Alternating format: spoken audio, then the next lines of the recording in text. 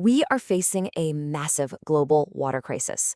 It's this tragedy that's kind of playing out in slow motion all around us.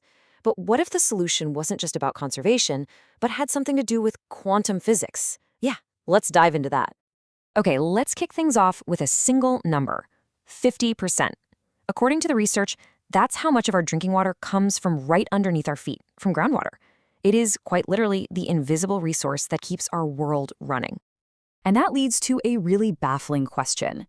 I mean, if it's so important, why on earth are we draining it faster than nature can possibly replace it? It doesn't seem to make any sense. Well, the answer is a classic puzzle. It's rooted in perfectly logical, individual decisions that we all might make. But the solution? Well, the solution requires us to completely change the rules of the game itself. And that's where things get interesting. So let's be crystal clear about what we're talking about here. Groundwater isn't just what comes out of your tap. It fuels something like 40% of our industries. It irrigates a fifth of our agriculture.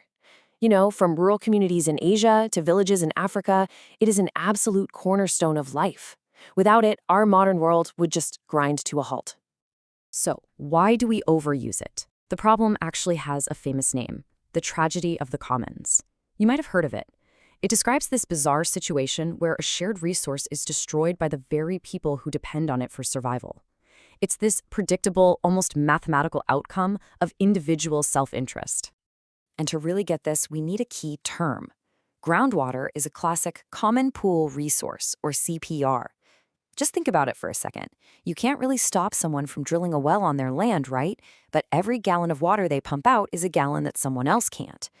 And that dynamic right there, it creates the perfect storm for tragedy. The logic here seems completely ironclad. You've got this shared aquifer. Every single user thinks, hey, if I don't pump this water, my neighbor is just going to take it, so I should probably take as much as I can right now. And when everyone thinks that way, the resource collapses. It feels like this totally unbreakable cycle. Now, this logic isn't just some abstract idea. It's a super famous problem in math and economics. It's called the prisoner's dilemma. And this framework helps us model exactly why this tragedy is so common. So let's make this really simple. Imagine two farmers, let's call them Alice and Bob, and they share an aquifer. They each have two basic choices. They can cooperate by pumping at a nice, sustainable rate, making sure the water lasts for years, or they can defect, pumping as much as they possibly can for a big, short-term profit, even if it drains the aquifer way faster. Okay, now take a look at this payoff matrix. If they both cooperate, top left, they both get a pretty good, steady outcome. We'll call it 3 points each. But here's the temptation. If Alice defects while Bob cooperates, she gets a huge payoff of 5, while poor Bob gets nothing. So if they both give in to that temptation and defect, well, they both end up in the bottom right, with the worst possible outcome, just 1 point each, because the aquifer is totally ruined. And here is the trap. No matter what Bob decides to do, Alice is always better off defecting. And the exact same logic applies to Bob. So you have two perfectly rational people, both making what seems like the best choice for themselves, and they end up in a situation where they are both way worse off. This is the absolute heart of the paradox. But is this tragic outcome really inevitable? I mean, are we just doomed? Well, some researchers in Zamora, Mexico decided to test this. They used a model of a real-world aquifer to see if a computer could find a better way out of this dilemma. So the challenge they gave the computer was what's called a multi-objective problem. The goal was to find pumping strategies that got the most water for the farmers, while at the exact same time minimizing the long-term damage to the aquifer, which is a process known as drawdown. And this slide just brilliantly illustrates what they found. The computer didn't just find one solution, it found a whole range of them.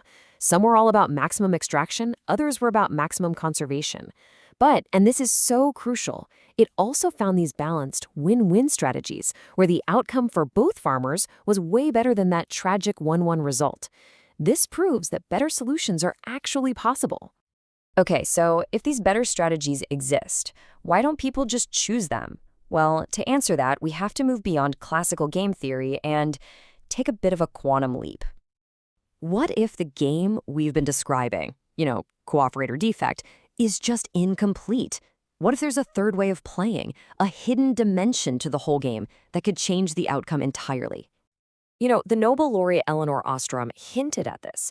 She argued that people aren't just prisoners trapped inside a game, they're players, and they have the ability to actually change the rules. The key isn't to force people to cooperate, but to empower them to see the game in a totally different way. And this is where the research uses this really powerful metaphor from quantum physics, entanglement. Now, to be super clear, we're not talking about subatomic particles or anything like that. We're talking about a simple fact. In an aquifer, the choices of one person are never truly independent. When one farmer pumps water, it directly affects their neighbor's well. Their fates are physically linked. They're entangled. So what happens when the players don't just act like individuals, but as an entangled system? Well, in this new quantum version of the game, one where players actually understand their interconnectedness, the math changes. That tragic 1-1 outcome is no longer the inevitable choice. As you can see, mutual cooperation, that 3-3 outcome, suddenly becomes the most rational, stable strategy for everyone involved. Okay, so how do we get people to see this interconnectedness? How do we access these game-changing strategies?